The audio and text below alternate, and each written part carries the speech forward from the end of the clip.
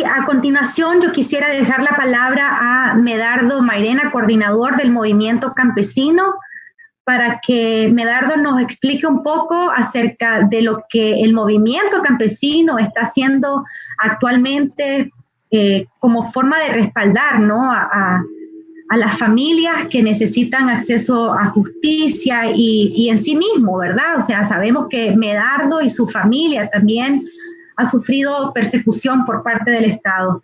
Adelante, Medardo. Gracias y buenos días a cada uno de ustedes acá presentes. Gracias por esta oportunidad de poder compartir, ¿verdad?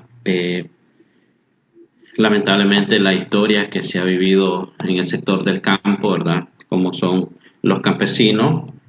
Efectivamente, el movimiento campesino surgió en el 2013, ¿verdad? Cuando el régimen Ortega Murillo hizo una ley de expropiación, ¿verdad? No puedo decirlo de otra manera, para expropiar a más de 300,000 familias que seríamos desplazados de nuestras tierras, las mejores tierras que tiene Nicaragua, que poseemos los campesinos, donde se produce, y para nadie es un secreto, Nicaragua es altamente productiva en el caso de agricultura, que es lo que nosotros producimos en el campo, es lo que mantiene un poco la economía que está colapsada en estos momentos en Nicaragua.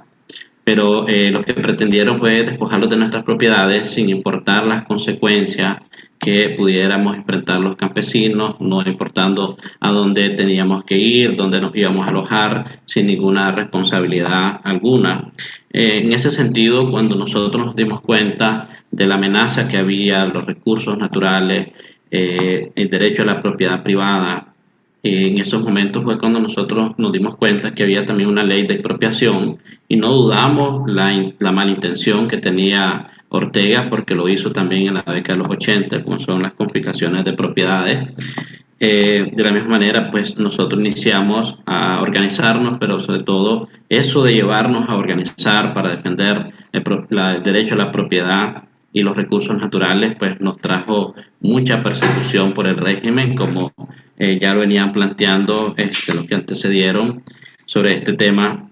Antes del contexto político de 2018, ya se venía Ortega asesinando de manera selectiva a todos aquellos que fueron comandantes de la resistencia nicaragüense en la década de los 80, que eran campesinos que vivían en el campo y que después de los acuerdos de Esquipula, donde Ortega se comprometió el cese al fuego, los campesinos se dedicaron a trabajar la tierra, ¿verdad?, a crear sus familias, creyendo que en realidad ya habíamos pasado a una verdadera democracia, sin saber lo que les esperaba. Efectivamente, lo que pretendía Ortega era asesinarlos de manera selectiva, ¿verdad?, y acusándolos de delitos como narcotráfico, como los delitos que a todos nos han inventado, y ahora nos queda más que claro en el caso de mi persona, aún siendo inocente, condenado a 216 años. Antes del contexto ya eran 672 campesinos asesinados, ¿verdad?, que se han documentado, ¿verdad? Pero lamentablemente, como nosotros hemos dicho, no hemos dejado de parar de contar asesinatos del campo. Y ahora el régimen está utilizando otra modalidad operando de que secuestran a productores y de repente duran 2-3 días y aparecen torturados, cortados pieza por pieza de su cuerpo. Hay lugares donde hay fosas comunes, ¿verdad?, como por ejemplo el caso de Doña Elena Valle, pero también no solamente existe esa en el campo. Hay muchos campesinos, como decía Telma, miles de campesinos que lamentablemente no han sido documentados, lamentablemente, porque en el campo no hay comisiones defensoras de derechos humanos, lamentablemente, no hay medios de comunicación, no hay redes sociales, y es ahí donde se aprovechan para asesinar a campesinos y a la vez amenazar a los familiares para que no salgan a denunciar.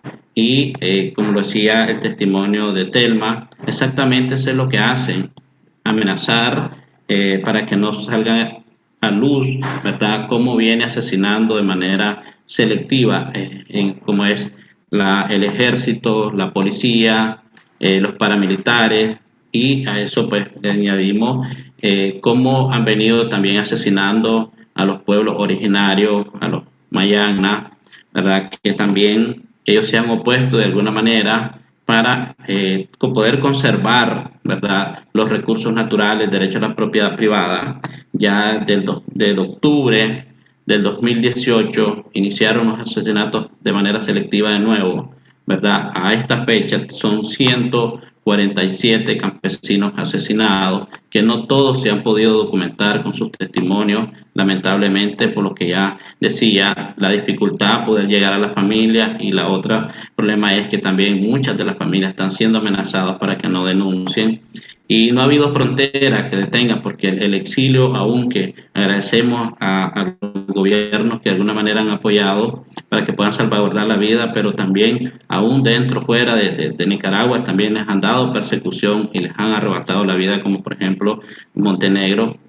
Sabemos que han entrado a Honduras a perseguir a personas, de la misma manera Costa Rica, y esa es la preocupación de todos nosotros, que hasta estas alturas seguimos lamentando, ¿verdad?, cómo siguen persiguiendo a los campesinos. Pero en ese sentido, lo más lamentable es que aún así el delito sigue siendo para nosotros poder levantar una bandera azul y blanco, como por ejemplo los campesinos el 19 de abril de este año en la isla de Ometepe, que solamente salieron un grupito de campesinos nada más a levantar una bandera, poner una bandera en un poste de luz, y fue allí cuando fueron sorprendidas por la policía sandinista, donde le dispararon a 2 campesinos que lamentablemente hoy están desgraciadamente en las cárceles, ¿verdad?, tratando de recuperarse como se puede, cuando sabemos que las cárceles no prestan condiciones, lo digo con conocimiento de causa,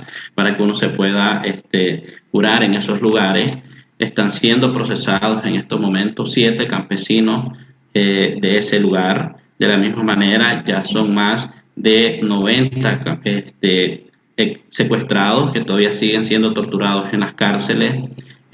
Hasta este momento siguen siendo perseguidos también los encarcelados. Yo me encuentro acá en Nicaragua, también en una casa de seguridad. Obviamente, aunque fuimos encarcelados por una supuesta ley de amnistía, bueno, sabemos de que nunca debió haber habido una ley de amnistía para habernos liberado a nosotros, porque somos inocentes los que nos acusaron, también son inocentes los que están acusando en estos momentos, los que están todavía secuestrados, pero aún así nosotros seguimos documentando y animando a los campesinos que tenemos que denunciar, no podemos quedarnos callados, igualmente a nuestros hermanos indígenas. Medardo, una pregunta. Ustedes tienen obviamente pues esta información de primera mano a través de las comunidades con las que ustedes trabajan. ¿Han ustedes reportado, como bien decía Eileen, ¿no?, que es necesario dejar estos antecedentes? ¿Han ustedes reportado estos casos de violación a organizaciones nacionales o internacionales de esos casos que menciona?